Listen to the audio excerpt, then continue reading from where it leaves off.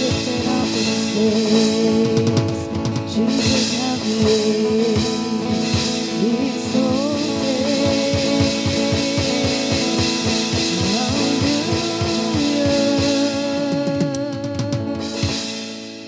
Oh, we thank you, Jesus. Worship you. Just have your way, Jesus.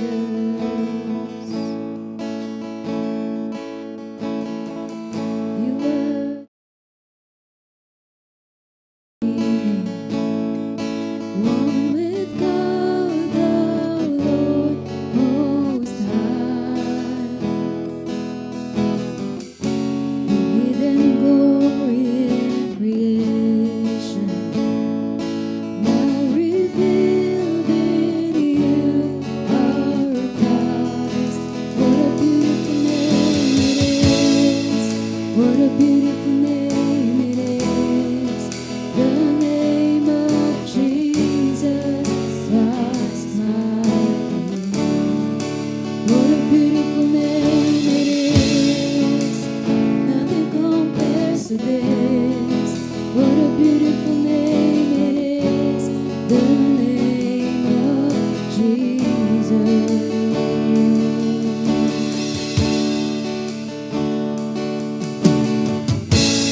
We didn't want heaven without us, so Jesus, you brought heaven down. Sin was great, your love was greater. What could separate us now? What a wonderful name it is! What a wonderful name it is! The name of Jesus Christ, my King. What a wonderful name it is! Nothing compares to this. What a wonderful name it is, the name of Jesus. What a wonderful name it is.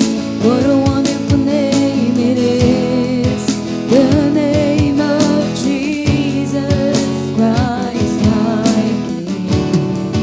What a wonderful name it is. Nothing compares to this. What a wonderful name it is, the name of Jesus.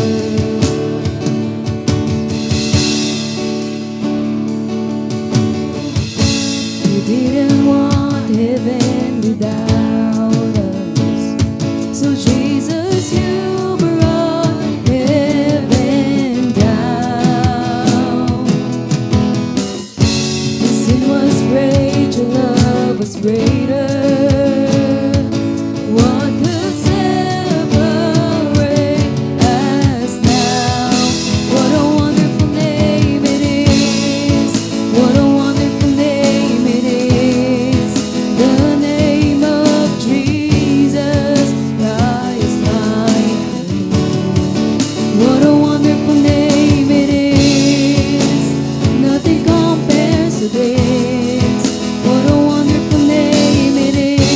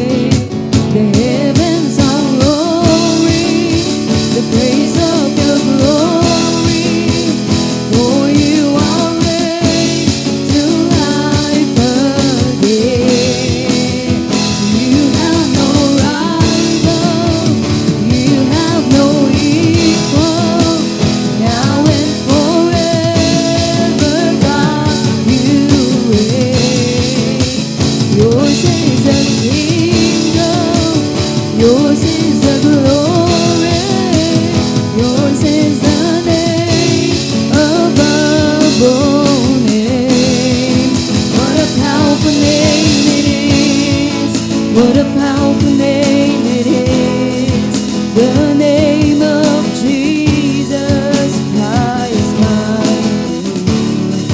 What a powerful name it is, nothing can stand against. What a powerful name it is, the name of Jesus. What a powerful name it is. It is the name of Jesus Christ, my King. What a powerful name it is, nothing can stand against. What a powerful name it is, the name of Jesus. Death could not hold you, the veil torn before you. He silenced the voice of sin and grave. The heavens are roaring the praise of your glory. For you are raised to life again. You have no rival, you have no equal. Now and forever, God, you reign. Yours is the kingdom, yours is the glory, yours is the name above all names. What a powerful name it is, what a powerful name it is, the name of Jesus Christ, my Lord. It is, nothing can stand against. What a powerful name it is, the name of Jesus. What a beautiful name it is, what a beautiful name it is, the name of Jesus Christ, my King. What a beautiful name it is, nothing compares to this. What a beautiful name it is, the name of Jesus. What a beautiful name it is, what a beautiful name it is, the name of Jesus Christ, my King. What a beautiful name it is, nothing compares to this. What a beautiful name it is, the name of Jesus. What a beautiful name it is, the name of Jesus. What a beautiful name it is, the name of Jesus. Oh, your name, oh God, be lifted up in this place. We worship you alone. Be magnified, oh God. Just have your way. Oh, we worship you. Be exalted, God. Your name alone. Be lifted up. Just have your way.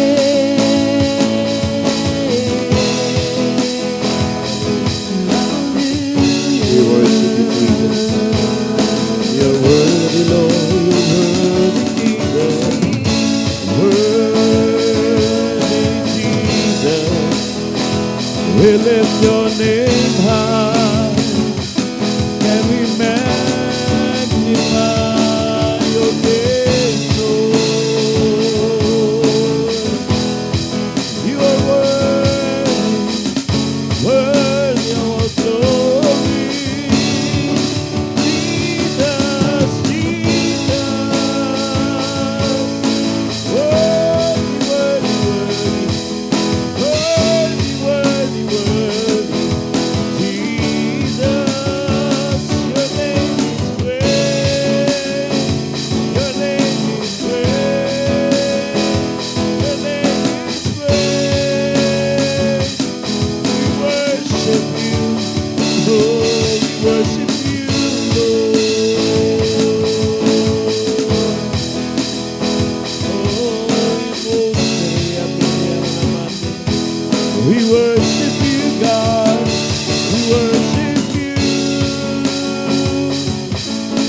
Give you all of the praises and all of the honor and all of the glory. We worship you. You are worthy. You are worthy. You are worthy, Lord. You brought me We worship you, Lord. We worship you, Jesus. Your name is above every name. Powerful name, beautiful name, wonderful name, awesome in your workings. Jesus, Jesus, we worship you. We worship you, God. Have your way. Have your way.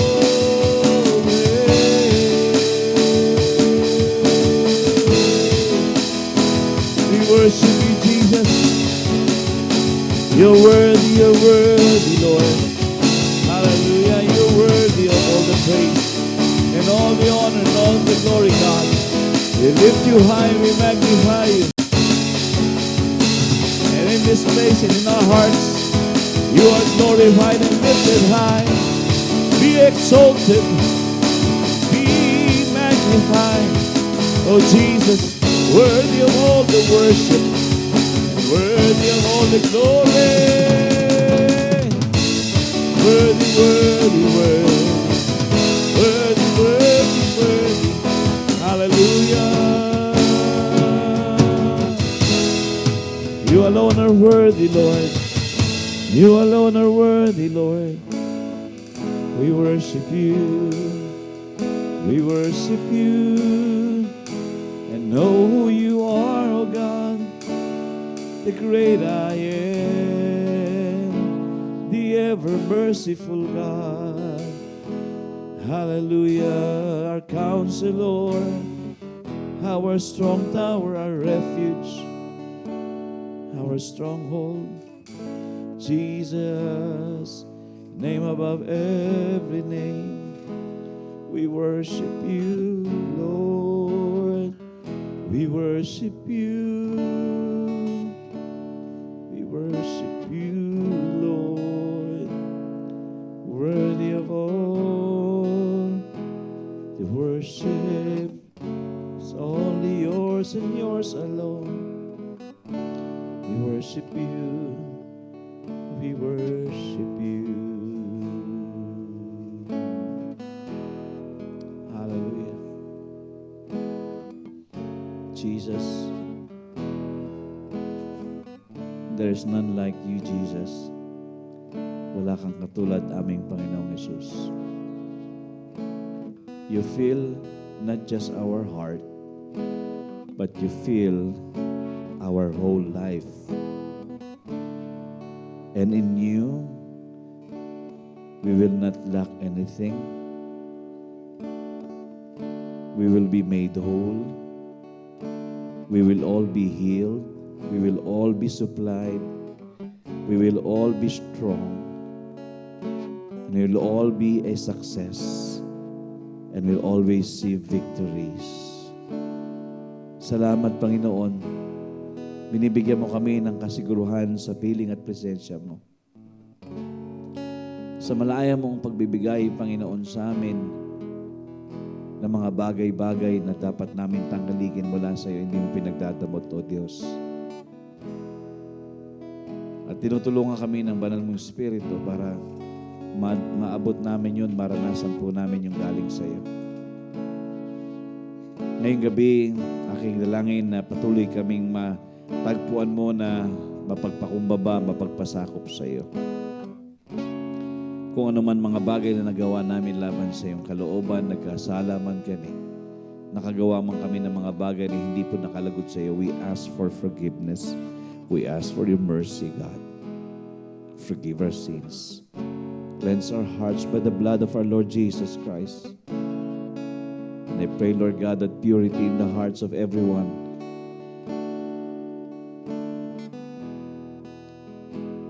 is accomplished through your forgiveness. Father in heaven, grant your servants, grant your people the understanding heart to know your will, and we can act upon wisely in everything. So Lord, we commit everything unto you, and we ask you to just take over, rule and reign, dominate us, so that your very will, yun lang po yung makapangyari sa aming lahat. Panginoon, ngayong gabi, patuloy na maging bukas ang puso't isipan ng bawat isa patungkol sa iyong mga salita, patungkol sa mga pamantayan, at kung sino dapat kami maging sa buhay na ito, sa panahong ito. God, you know that there is an urgency to reveal the sons of God, and let it be that we will heed your call and step in faith and do your will. Mangyari ang iyong gusto, Panginoon, sa aming kalagitnaan, sa aming mga buhay sa iglesyang ito, sa LPBC. Father, I pray that all of us will be found willing and obedient.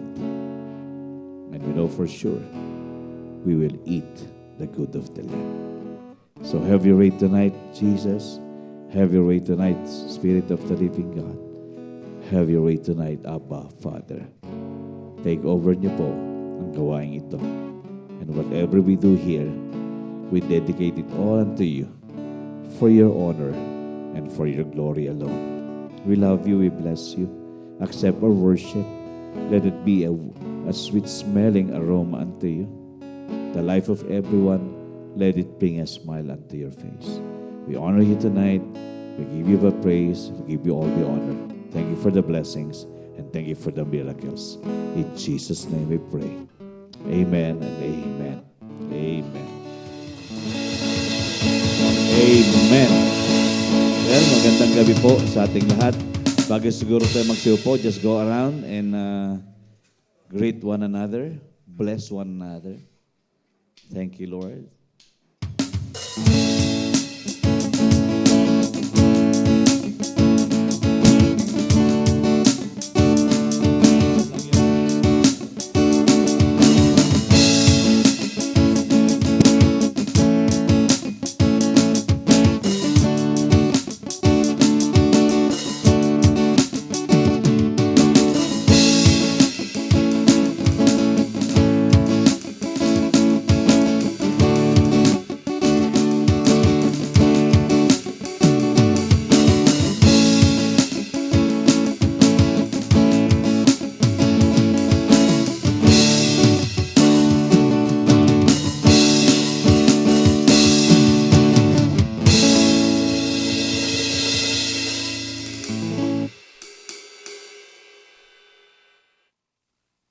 Magandang gabi po. Good evening, everyone. Welcome to our midweek service. So, I think this is this third, second ba to? Third Wednesday? Tama ba? Parang naliligaw na ako. Hindi, second lang ito, second. Kasi 12 lang ngayon no? So, it's a holiday. Kaya traffic dyan, alam ko, piyesta yata ng San Antonio. Bukas. So huwag kayong pupunta dyan bukas. Sigurado mata-traffic kayo. Okay, so kumusta po ang bawat isa? Are we blessed? Amen, amen. Blessed ka? Blessed ka ba, Yael? Yes. Okay, so ilang tulog na lang? Summer saya na. Yay! Ito talaga excited. Excited. Okay, so from today, 3 days pa. No? Huwebes, Biyernes at Sabado. Okay, so patuloy ko kayong ini-encourage na ihanda ang mga puso, ihanda ang pangatawan. Okay, kasi this is the first time that we will be doing it overnight. So nandoon tayo ng umaga ng Sabado at uuwi tayo ng pagkapananghalian natin ng linggo. So, maging aware tayo sa mga dapat nating gawin. So, normally kasi, all we wanted is that it will run so smoothly. And everybody is ministered and having fun. Yun po yung gusto natin mangyari sa mga araw na yon, sa Sabado at Linggo. And syempre on the Sunday, it will be the Father's Day. Something special para sa mga tatay. Okay, so again, ihanda po natin ang mga sarili. Kung meron tayong mga maintenance, dalhin po natin. Okay? Ayaw naman natin na wala pong ano doon, wala pong butika doon. May butika, malayo-layo. Malayo-layo doon. Marami doon puro kainan. No? So, alam niyo na pagkainan, busugan niya. So, magdala po kayo kung anong dapat yung bitbitin at dalhin. Huwag yung kalimutan. Gumawa na kayo ng checklist para hindi po talaga makaligtaan. Okay, so 3 days from now ay ating Summer Saya 2024. Yan, okay. So, paalala ko rin, after that, meron tayong Youth Fellowship on June 29. So, 4 p.m. po yan. And after our Summer Saya, mag-host tayo ng Binyan Pastors Movement on a Monday. Okay, so sasabihan ko na kayo earlier, alam kong sa tingin natin na nakakapagod. So Monday po, Lunes, after ng Summer Saya natin ng Sunday, ay nandito po yung mga pastors ng Binyan because we will have our monthly fellowship. Sabi ng pastor, bakit mo tinanggap? Sabi ko, during our meeting, wala na talagang venue at ayaw naman namin i-postpone kasi it was really as the schedule. So, I see to it na, sige, dito na lang. At it will be a special one. Alam niyo kung bakit? Kasi what we do here, yung ating Married for Life, Parents for Life, at One for Life, will be introduced sa mga pastors on Monday. So, Brother Ray, Sister Marisa, and Doc Madjo, and Doc Rana will be here, and I don't know who else will come. But, siyempre, we all wanted the couples who graduated MFL to be a part kasi tayo ang host eh. Somehow to encourage the pastors to undergo as well sa MFL, PFL, at OFL. Yung OFL sa mga ikakasal pa lang. Okay, so I do encourage the couples na nakagraduate ng kahit half lang kayo, basta nandito kayo. That will be morning at 9 o'clock po. Maga po siya until lunch time. So, holiday naman po sa Monday.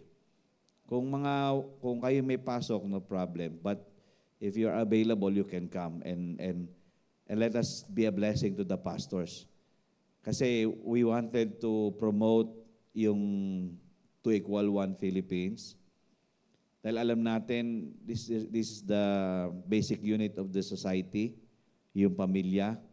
So we wanted to strengthen the marriages, the parents, the family, and also those who will go to being a family. So yun po yung ano natin sa Monday, June 17 at 9 in the morning, kailangan po natin ng mag-ooperate.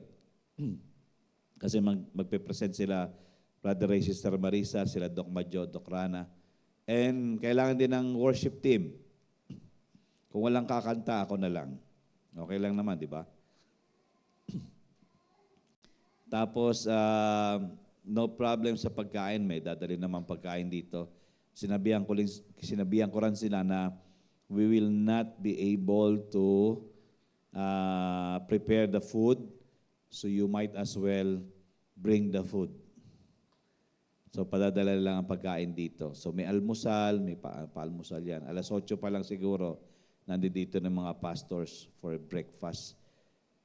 So Kasi 9 o'clock mag-start. Okay, so yun po, sasabihin nyo, parang hindi pa tayo humihinga. Yun yung catch, makakatch natin sa 2 araw natin nandoon. Na somehow, doing the work of the Lord is uncomfortable. But it is the fulfillment of everyone to be of service to the Lord. So I encourage you to be a part of our service doon sa mga pastors ng Binyan. Meron tayong makikita, meron tayong maobserba, pero again, we are serving. And we are not serving just them, we are serving the Lord. Okay? So we do it heartily. So yan, June 17. So iniimbitahan natin yung mga graduate ng MFL na maging part ng ating PPM Monthly Fellowship sa Monday. Yan, okay. So okay na ba tayo sa transpo, Brother Gino? Okay na. Walang may iwan. Kailangan ma-clear natin yan. Baka mamaya nag-ano tayo ng kitaan dito tapos wala pala sasakyan. Pwede siya sa ibabaw, ano? Sa ibabaw ng van. So, okay na ang ano natin. Tapos, Brother Keo, si Brother Alan, yung ating mga bibit-bitin kasi wag naman masyadong maraming bibit-bitin, ano? Kasi kawawa naman yung sasakyan. Dahil ako rin magmamaneho. So, kung ano lang yung pwedeng ilagay na spacious pa naman sa sasakyan, pwede naman. Okay, so, yung drums, dadalhin ito. Isang speaker lang ba dadalhin? Pwede lang sigurong isa. Meron naman 2 doon eh. Tapos yung mga amp naman yata, dadalhin nila eh. Kahit isa lang. Okay na siguro yun. Ito lang nandito. Nandito sa baba. Tapos, mamaya naman magmi-meeting kami ng core kung ano pa yung mga kailangang bitbitin. Kasi nakabili na kami ng mga pampremyo. So, sigurado yan. Mapupuno yung L3 natin. No? Dahil doon sa mga boxes, tsaka itong gamit. Pero kung pwedeng ibitbitin ng iba, ilagay sa iba, na maayos naman, yun, kay Brother Gino, kung pwedeng isakay sa kanya yung iba, ano ba pwedeng ilagay doon? Mga amps. Kaso yung, Brother Keo, yung mga amps, kung ano, pabibit-bit mo. Basta ano na lang natin, i-set up na lang natin na maayos, okay? So, yan po. Maraming preparation because we will be there on Friday. Mag-advance party kami to prepare the place. And not just this, to prepare the place, but to also pray. At samahan niyo po ako manalangin. Samahan niyo po kami manalangin. Let us pray. We will not just go there because we wanted to be there. Please pray. Please pray with us.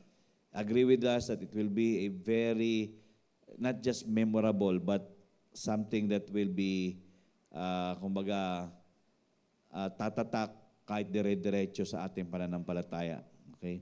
Hindi lang naman tayo pupunta doon para magsaya, kundi nandoon tayo para sa spiritual na ating pagkain at ang pagkakaisa po natin. Yan. Okay, so ilang tulog na lang, summer saya na. So tonight, tutuloy ko lang po yung aking sinishare sa midweek services natin about the kingdom. Okay, so we are talking about, this is the 3rd session, Kingdom Citizens Act. So ano yung mga kilos, galawan ng isang mamamayan ng kalangitan. Okay? So we are actually monitored by heaven here on earth. Kung iisipin po natin, in Hebrews chapter 12, di ba, verse 2, sabing ganon, na we are surrounded by so great a cloud of witnesses. So we are surrounded by so great a cloud of witnesses. There are so many uh, witnesses that are looking at us while we are still here. Dahil sa atin po yung mga promises ni God nangyayari na isa sa katuparan. So, they are the ones cheering us on. Yung mga nauna sa atin, sila yung nag-cheer sa atin dito na hindi man natin nadidinig, but we know these witnesses are cheering for us to continue living the life as a kingdom citizen. Amen? So, hindi lang po tayo ordinary citizen of the Philippines, but we are also citizens of heaven. There is such a heavy implication po dyan. Ibig sabihin, kailangan somehow mas bantay natin kung anong ginagawa po natin sa buhay po natin. Last two Wednesdays, we have talked about the Beatitudes. Okay, yung mga dapat na maging ugali po natin. Poor in the spirit, we mourn, we are hungry and thirsty for righteousness, diba? We are peacemakers. So, yung mga bagay na 8 bagay po yun na tinake up po natin about Beatitudes. I know dapat sa panahong ito, tumatatak na sa atin ito because these are the solid teachings of Jesus during that time. Kumbaga, in-insist niya, this should be you as citizens of heaven. If you are a follower of me, then you are dead serious to follow me all the way. And these are the things that I require of you. Ito yung gusto kong gawin mo. But again, pag nire-require tayo ng Panginoon, ang pag-require niya sa atin ay hindi lang po basta lang natin gagawin on our own. Sasamahan tayo ng Panginoon. Di ba? Pag nagbigay siya ng tasking, hindi lang naman basta tayo ang gagawa. Sinasamahan tayo ng banal na espiritu. At napakasagana ng biyaya niya para mangyari ito sa atin. So ikaw at ako, hindi tayo tinawag na orphans eh. We are being accompanied by the Spirit of the Lord for us to accomplish what He wants us to do, who He wants us to be. Kung ano yung gusto niya maging sino tayo. Okay, so last Wednesday, yan.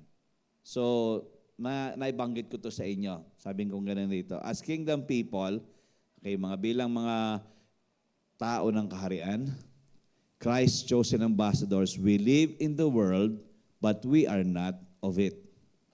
Okay? Kumbaga, dito tayo nakatira. Okay, residente tayo dito, pero hindi talaga ito permanent residency natin. Okay? So our difference, yung pagkakaiba natin sa ibang tao, is that it is for others to know who we are and who we represent. Kasi we are kingdom people, we are Christ-chosen ambassadors. Pag sinabing Christ-chosen ambassadors, ibig sabihin nagre-represent ka sa ating Panginoong Hesukristo. And there are a lot of so-called or confessing believers or Christians na they all failed to really live up to the billing or the title of being an ambassador. Kasi mabigat po talagang salita ito or tagging ito or title ito, yung ambassador. But again, hindi po natin maaalis ito sa atin. Ikaw at ako, lahat po tayo, tinawag tayong ambassador or representative ng ating Panginoon. So somehow, we draw the line of who we are and who is the world. Meron tayong demarcation line, tama ba 'yon? Meron yang border na this should be the standard, then I should not be there to compromise because I'm representing this and they should be the one that will go overboard to be a part of the kingdom of God.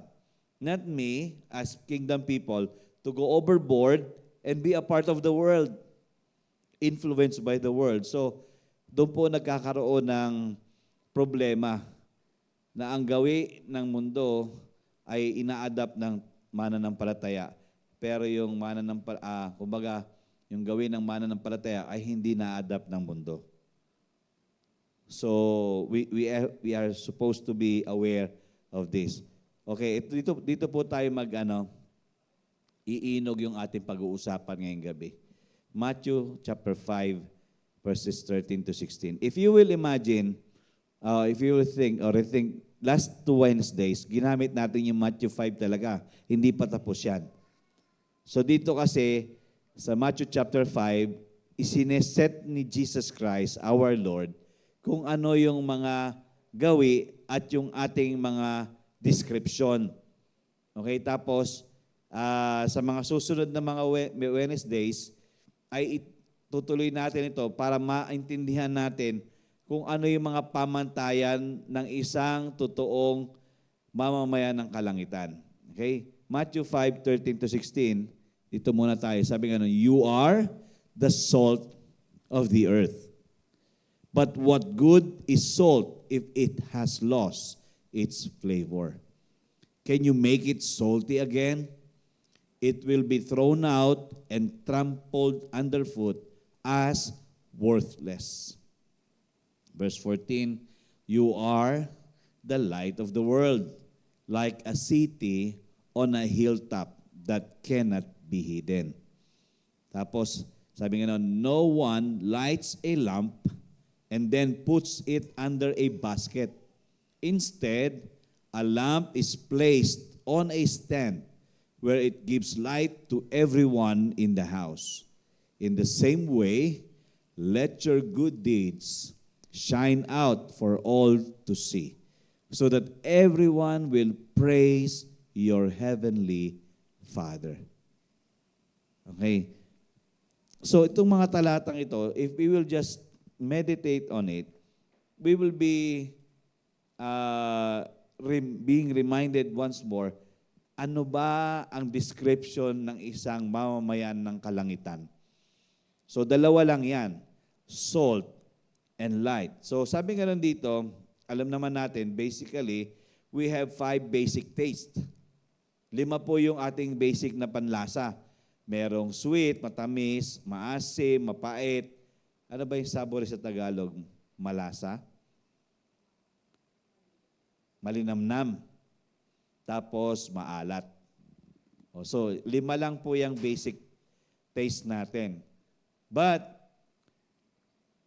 bakit kaya pinili ng Panginoon na i-describe tayo as salt? Kasi hindi naman pwedeng baguhin ni Jesus Christ yung sinabi niya, we are the sugar of the earth.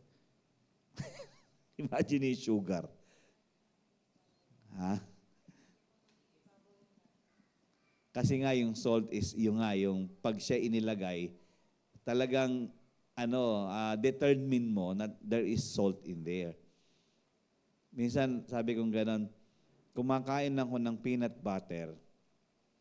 Di ba ang peanut butter, hindi lang siya puro tamis, nilalagyan din siya ng asin para tumapang yung tamis niya. Pero alam mo na ang tamis niya ay nanggaling din sa alat. So, sabi ko, ang galing talaga, ganong katalino ang Panginoon that we, as citizens of heaven, as citizens of the kingdom of God, we are described as salt. Kasi sabi nga saltiness is the easiest flavor for our taste buds to recognize.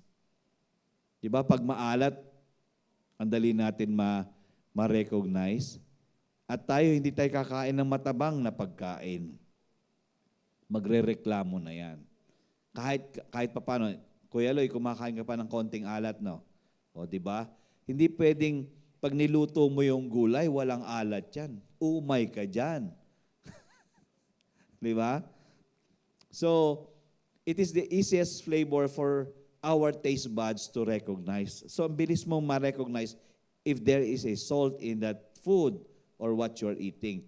So, as kingdom people, we are supposed to be the most, as a salt, we are supposed to be the most recognizable. Even though parang natatago siya, pero gets mo pa rin, may alat pa rin. Nakuha niyo po? So, as kingdom citizens, we are supposed to be giving flavor to somebody else's life, not just our life itself. Okay? So tingnan po natin ang significance ng salt, ang kahalagahan po ng salt. Unang-una, flavoring. This is very obvious. Ano mang mga kinakain natin, lalo na pag ang manok, dinidildilan pa natin ng asin yan para lumasa. Kahit na isawsaw mo sa ketchup yan, didildilan mo pa rin ng asin yan. Ayaw natin ng matabang na balat ng manok. Tama?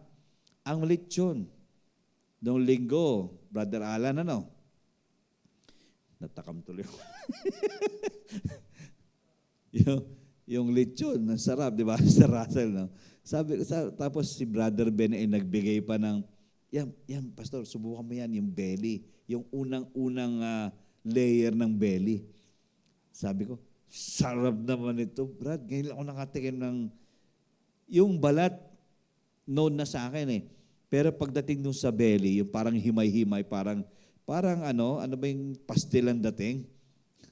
Parang pastil na talagang himay lang. Konti lang, pero ang lasa. Sabi ko, flavoring. Alam nyo, ganun dapat ang mga mananampalataya. Yung may dating, hindi mo na sinasabing negative yung dating mo, dapat positive. Tama ba? Ibig sabihin, pag ibinigay ka o sinama ka sa iba, natutuwa sila. Meron tayong dating na lumalasa sa kanila. Hindi yung lasang mapait dahil ayaw natin ng mapait. Pag nakasama ka ng ibang tao, ang pait-pait ng panglasa ko sa taong ito. Di ba? Okay, sana kung matamis pero masarap yung maalat. Ibig sabihin, nandoon kasi yung sapul na sapul mo yung lasa eh. So, when we talk of salt, as kingdom people, we are supposed to be bringing flavor to somebody else's life. Flavoring. So, strong flavor actually talagang, sabi nga ni si Tim kasi, di ba, as chef, cook, sabi niya ganun, alam nyo, sumasarap ang manok, sumasarap ang lahat kapag nilagyan mo ng asin. Ang pandesal, di ba? Binubudbura mo ng asin. Sabi ko, nung una, siyempre pag nakain mo yung tinapay, manamis-namis, yung pala, marami rin palang asin na nilagay dyan. Ang ice cream, matamis siya, pero alam mong nilagyan din ng asin yan. Yung cookies. Di ba, kung iisipin natin, hindi man siya, kung titignan mo sa ingredients, parang hindi mo recognize yung lasa na may asin doon, pero you know, it's very important. A food cannot be a complete food without the salt. Parang tayo, kung tayo isasawag sa iba, hindi magiging kompleto yung iba kapag kumbaga yung dating mo ay hindi rin maganda. So, we add flavor to somebody else's life. Alam natin na ang ating pagka-Kristiyano o pagiging mananampalataya natin ay hindi lang naman tayo dapat nakikinabang. Oo, lumalasa ka sa sarili mo, pero dapat mas lumalasa ka rin sa iba. But we are not here to please people. Okay? Hindi po tayo nandito para i-please ang mga tao, nandito tayo para lumasa ang buhay natin at pakilala may Kristo. Pangalawa, na significance ng salt ay yung preservation. Okay, the more na kinagamos ba yun? Tama ba yun? Kinagamos mo, binibreading mo ng salt ang isang pagkain, tumatagal siya. Humahaba ang shelf life niya. So, hindi siya madaling mapanis, maraten because of the salt component doon sa bagay na yon o sa pagkain na yon. So, ganon din tayo. When we are with other people, we are there to preserve. We are not there to bring rottenness. Nakukuha niyo po ba? Kasi may mga Kristiyano pag dumating nung bulok na eh. Diba? Yung imbis na ma-preserve mo, nakasira pa. Hihawa-hawa tuloy. Which is, yun talaga ang nagiging problema ngayon. Dito pa lang marami nang bumabagsak sa pagiging mananampalataya. If we are here to preserve, then we preserve. Kasi sa relationship, there are people who are really not nice to taste. Okay, naintindihan niyo nice to taste. Ibig sabihin, pag tinikman mo, hindi masarap. Which is lahat naman tayo, sabi nga, nagrereklamo tayo, ayaw nga sa taong yan, may ugali. Parang wala kang ugali, ano? May attitude yan, parang wala kang attitude.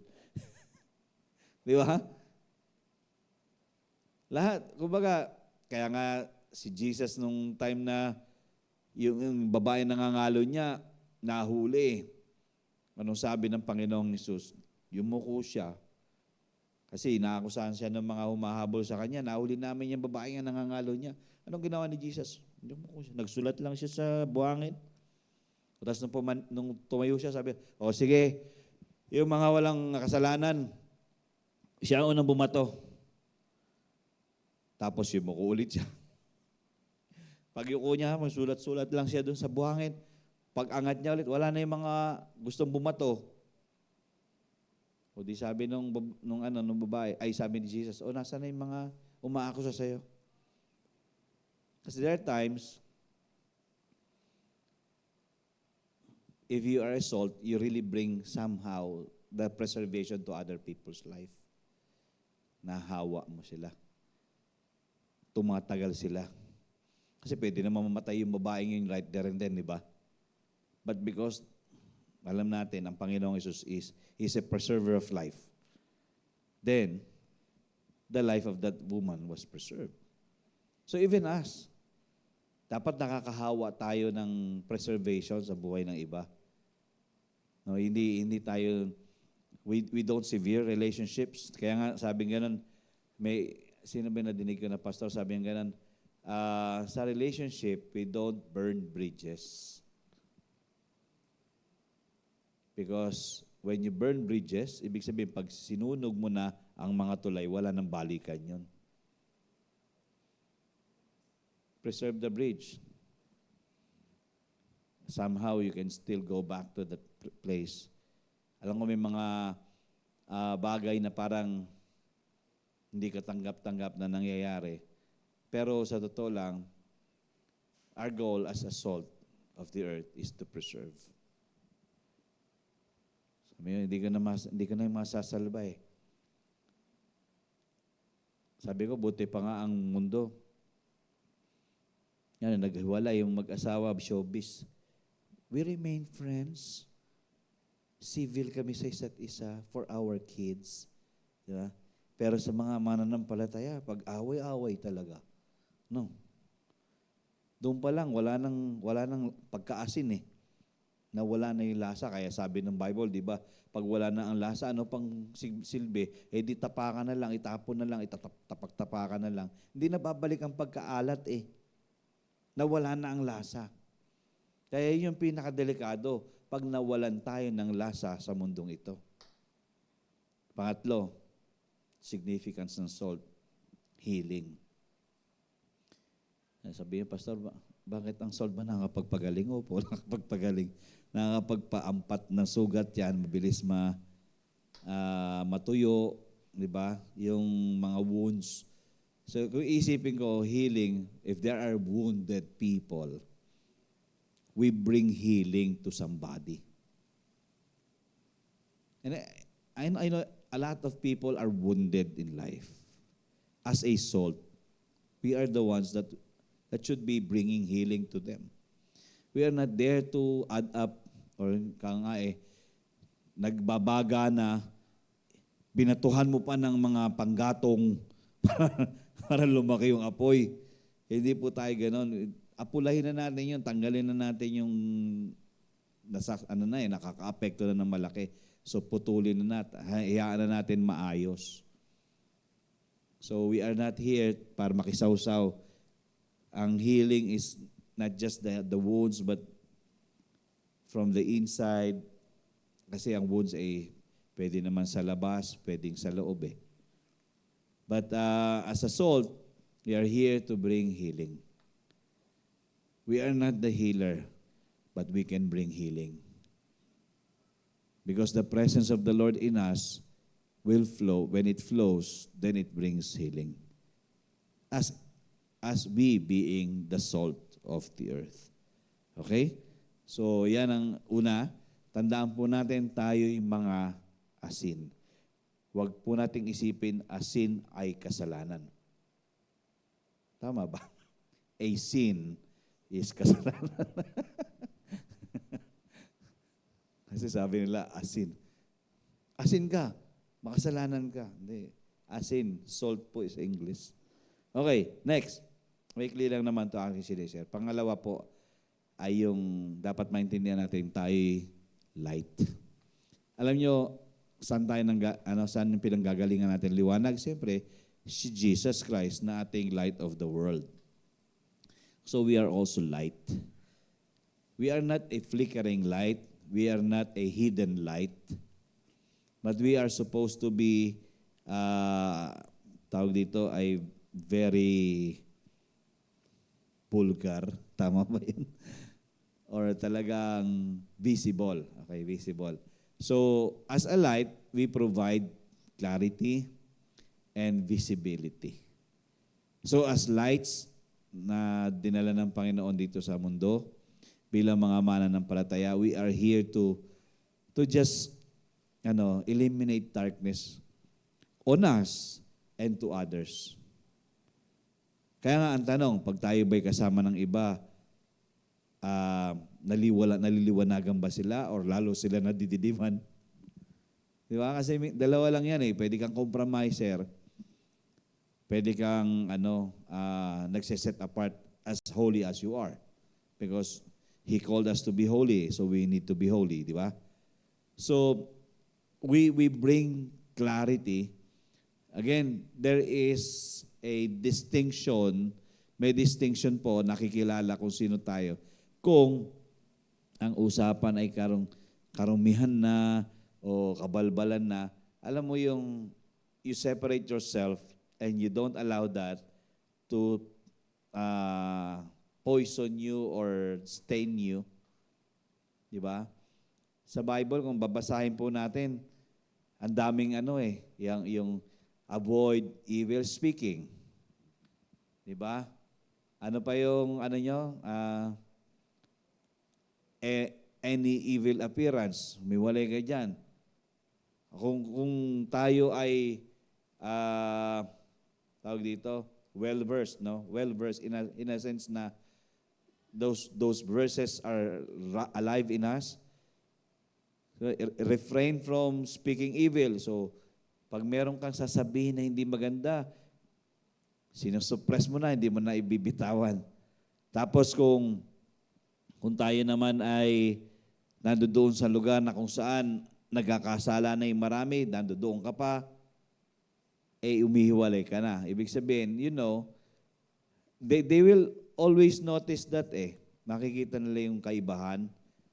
Hindi dahil sa humihiwalay kayo dahil ayaw mo sa kanila. Humihiwalay kayo dahil ayaw mo yung kasamaan. Because if that is a work of darkness, then we should not be present in that work. Amen? Hindi dapat tayo nandoon. Kingdom people help the world to detect God's goodness and direct others' attention to our Father in heaven. So kung tayo mga mamamayan ng kalangitan at mga tao ng Diyos, so pinapadala natin sa mundong ito yung kabutihan mismo ng Diyos. May mga tao kasing sausaw lang ng sausaw. Mga mananampalataya, sausaw lang ng sausaw. Pag may usapang hindi maganda, ay alam ko naman naman tayo wala naman perpekto sa atin Pero pag may usapang hindi maganda, minsan ang tenga natin mas humahaba doon Alam niyo ba 'yon? Mas na-attract tayo doon, pero yung usapang maganda, parang naalof tayo. So, hayaan natin na malaman ng mundo kung sino yung Diyos na mabuti sa atin. Kasi liwanag tayo Okay? malinaw naman ang sinabi ng Panginoon doon eh. You are a light. And there is no one who light a lamp that will cover it. Di ba? Lalagyan ng shade. Kasi hayaan niya na yung ilaw dapat nandoon sa stand para magbigay ng liwanag doon sa mga nakapaligid. So, isa sa mga illustration doon, we are a city on top of a hill, cannot be hidden. So a city that is, kasi kung tayo bansa o lungsod o kumbaga mga mamamayan ng kalangitan, we are supposed to be a city on the hilltop. Hindi, kumbaga, you are very obvious. That is why, hindi ba kayo nagtataka, pag nalaman kang mananampalataya, iba ang tingin sa'yo, iba ang expectation sa'yo. Sa subdivision lang namin, kilala akong pastor. Pag hindi ako nagbigay doon, iba na isip nun. Ngayon, ay, huwag kayong pupunta dyan sa bahay na yan. Ang pastor, makunat yan, kuripot yan. Yung pagbigay yan. Kaya kahit mga basurero, pag nagkukuha, ngayon, hindi pa kumukuha ng basura. Nag-aabang na ako ng 20-20 doon. Lalagyan ko. Sabi ko, kuya, kuhanin mo na. Pakitaob mo lang, ha. Alam mo yung mga minsan, yung mga small things that somehow will bring light. Diba? We don't deprive ourselves to continuously shine our light because supposed to be Jesus is shining on us. Asan pa ba? Ayan. We are called to live a life that stands out and shines bright. Okay? Ayun po yung panawagan ng Diyos sa ating lahat. Tinawag tayo para mag-stand out. Ang asin ganun eh, stand out siya eh. Diba? Naalala ko si Salen, pag nagluto ito ng ampalaya, di ba ampalaya mapait, di ba? Ang ginagawa mo nilalamutak mo sa asin para matanggal, ma-eliminate yung pait. Somehow na-eliminate yung pait. Gusto ko yung ganun eh, yung hindi matapang ang pagkapait. So stand out siya. Ibig sabihin, imbis na yung pait ang malalasahan mo, yung sarap na nung ampalaya malalasahan mo. Kasi yung pait minsan ayaw natin eh, di ba? Sino ba gustong kumain ng mapait? Di ba? So it stands out. So we are called to have a life like that. We stand out. Tapos we all are supposed to be shining bright. Okay? Pag nakita tayo, they see us really shining. Kasi hindi ko alam kung nakikwento ko sa inyo ito that there is a story, sa ibang bansa nangyari ito, na yung babae ay nagsha-shopping tapos may isang babae na puno ng problema at nakita niya yung ilaw at sinundan niya kahit saan pumunta yung ilaw.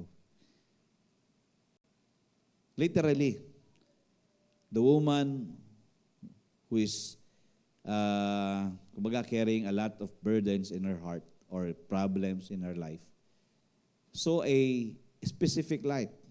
A tangible light, talagang kitang-kita niya. At sinundan niya yung kahit saan pumunta sa mall. At sinusundan niya, sabi niya, kakaiba kasi, sabi niya, ganun. Ano siya, stand out eh. Tsaka talagang maliwanag. I don't know if other people are seeing it, but that woman is the one that is talagang tangibly, kitang-kita niya, yung talaga yung light na yun. Sinundan niya na sinundan hanggang sa mapunta sa isang store at nilapitan niya yung ilaw na yun. Babae rin. Sabi niya ganon, I don't know what you're carrying, but I know you're carrying such a shining light. And literally, siya lang ang nakakita kasi siya siguro yung yung time na yun talaga nasa darkness eh. Na-draw siya doon sa light na yun. So nung lumapit siya, that was the time that the woman who's shining bright was able to minister to that woman who is carrying such a burden in her life. It still happens, miracle still happens. And I don't know how we draw people, but it should be that even though we don't say something, but people are seeing it, they will be drawn. Di ba? Di ba kayo nagtataka minsan wala naman kayong kausap? Maya-maya may tatabi sa inyo, may kakausap sa inyo. Hindi naman para buduling kayo, kundi mag-i-inquire, gano'n. Tapos mag-o-open ang problema nila. Somehow, even though you're not saying anything, they know you carry the light. Sabi nga, God has fully equipped us. Tingnan niyo to. With the Holy Spirit to have the boldness to show the world who we are.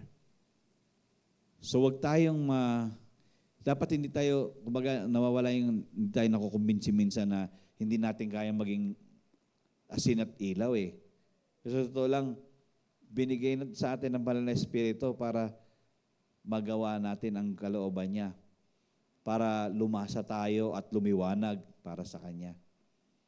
So as kingdom citizens, as kingdom people, we are supposed to be salt and light.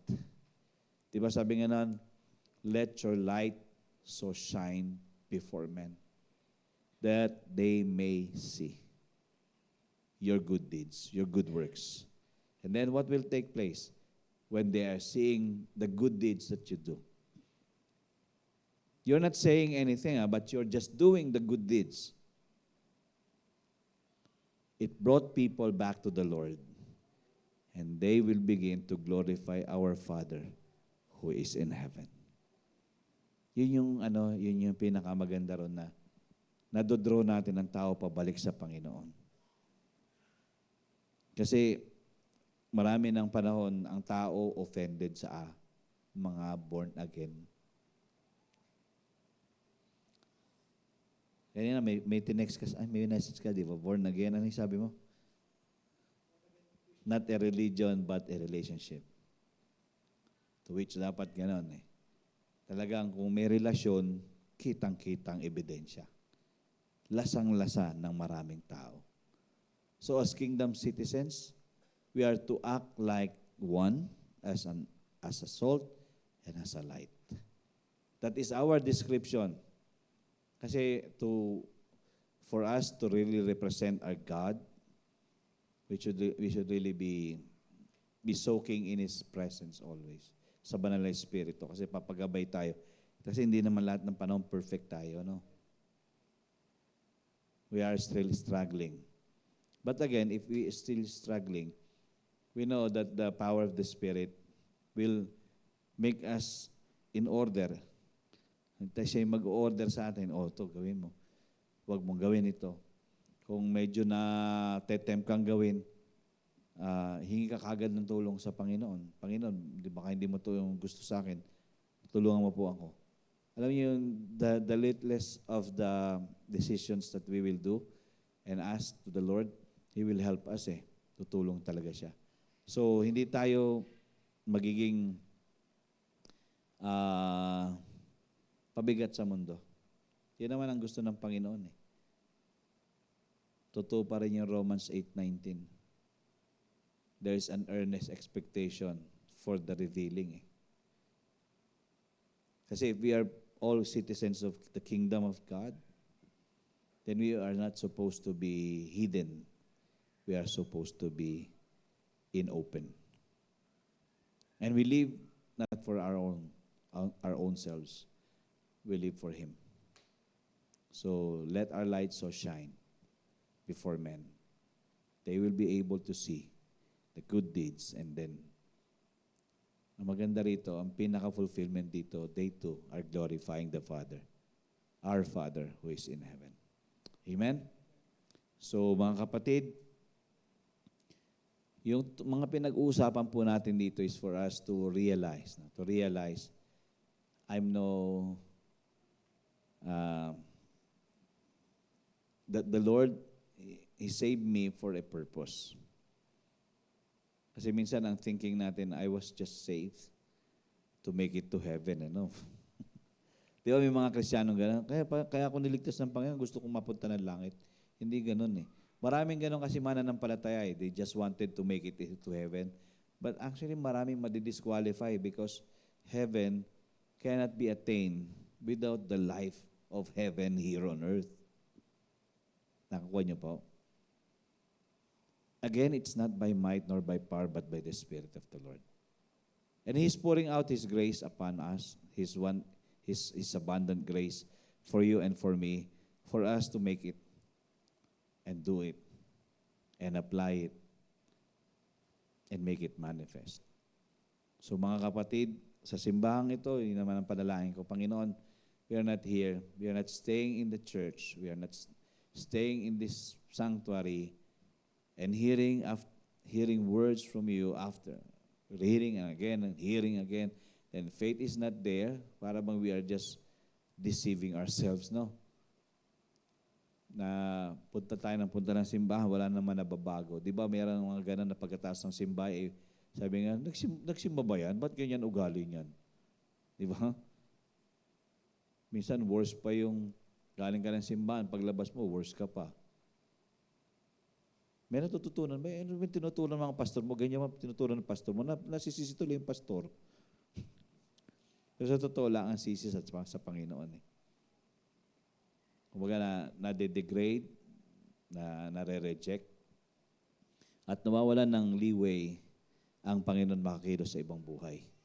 Kasi we have not been the salt and the light. But right now, let us just be the salt and the light. That is the expectation of God to each and every one of us. Amen? Tayo po tayong lahat. I hope we have learned something from what I have shared this evening. And let us also honor the Lord, our offerings. Thank you, Lord.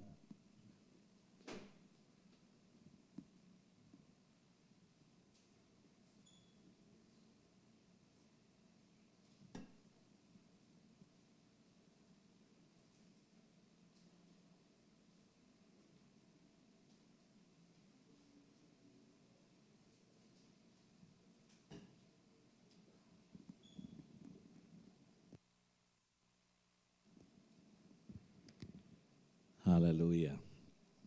Well, did you learn anything, church? Amen. So, praying na kumbaga yung mga salita ng Panginoon ay hindi lang po pasok sa isa, labas sa kabila. Sabi nga na ng paulit-ulit sa Revelation, He who has an ear to hear, let him hear what the Spirit says to the churches. We are the church, and we need to hear what the Spirit is saying.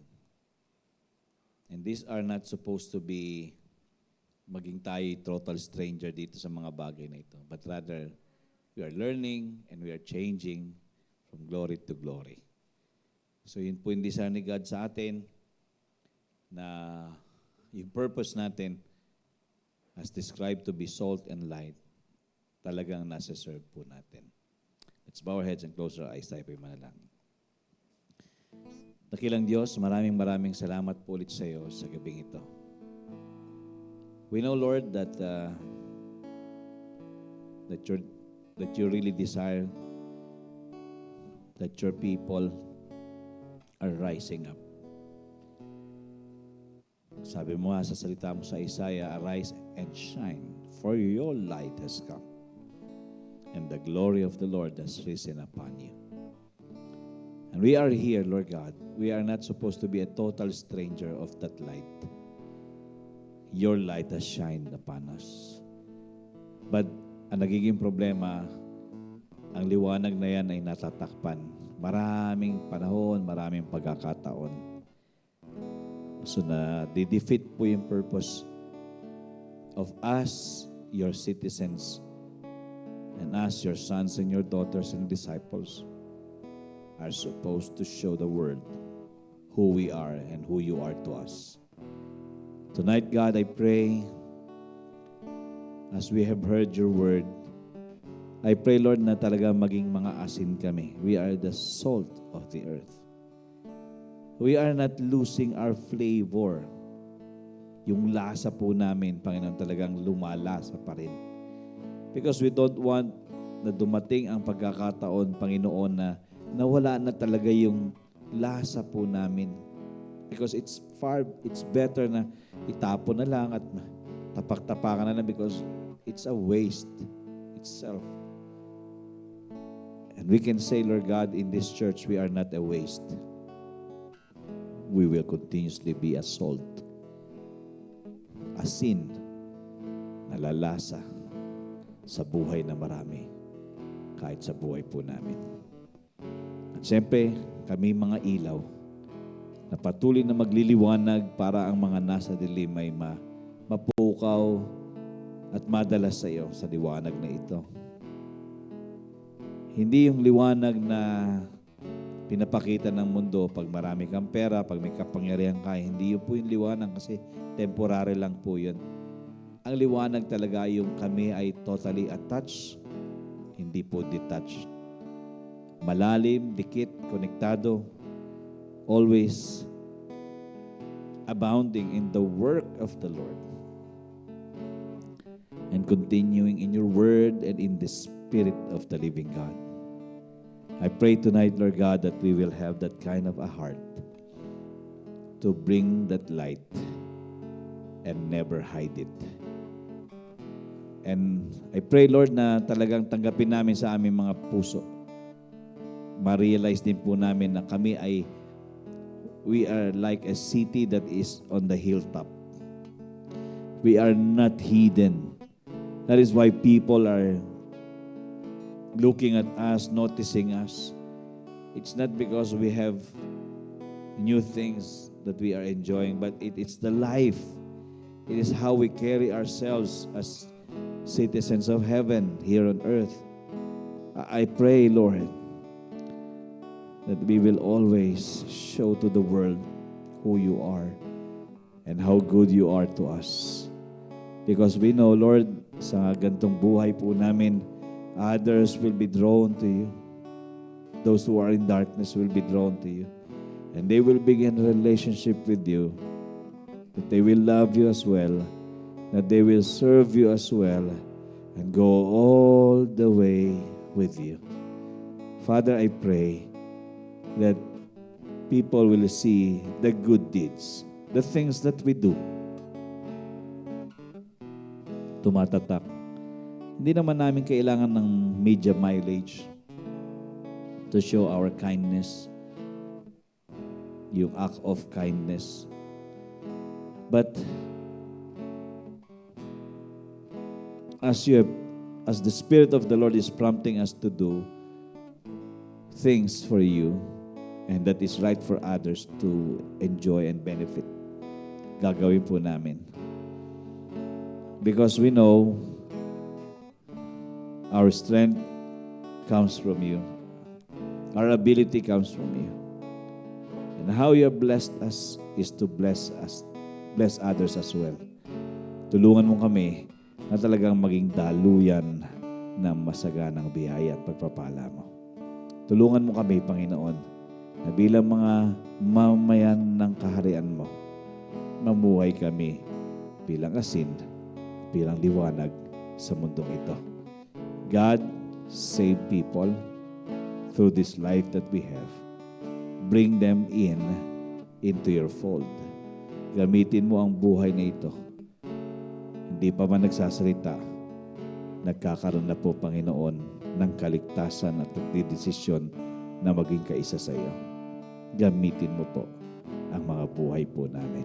At ang simbahang ito ay hindi maging simbahan ng mga relihiyoso.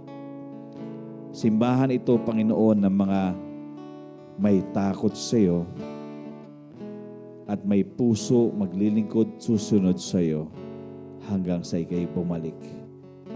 Tulungan mo ang simbahang ito na maisakatuparan ang iyong kalooban at ang aking dalangin, Panginoon, sa mga darating na mga panahon, sa simbahang ito ay lalo pa kami maging matatag sa aming paglilingkod sa iyo at pagiging mananampalataya at kaharian at mamamayan sa kaharian mo. Lord, thank you so much.